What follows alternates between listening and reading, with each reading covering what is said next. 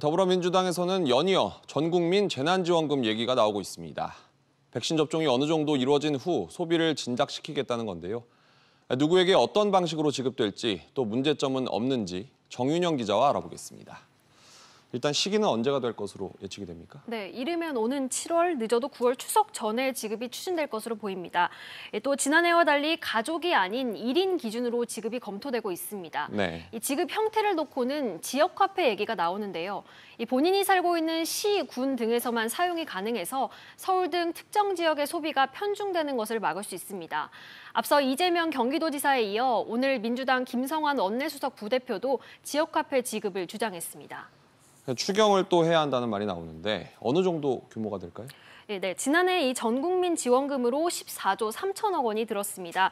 이번에도 최소 14조 원은 필요해 보이는데요. 네. 여기에 소상공인 손실보상금 등을 합치면 추경 규모가 30조 원을 넘을 수 있다는 관측이 나옵니다.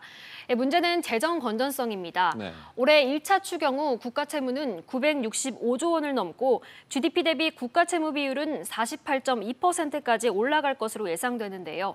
이번에 30조 원의 2차 추경을 할 경우 내년 나라 빚이 처음으로 1,000조 원을 돌파하고 국가 채무 비율도 50%를 넘길 것으로 예상됩니다. 네. 하지만 민주당은 1분기 세수가 19조 원 늘어나는 등 여유가 있다고 보고 있습니다.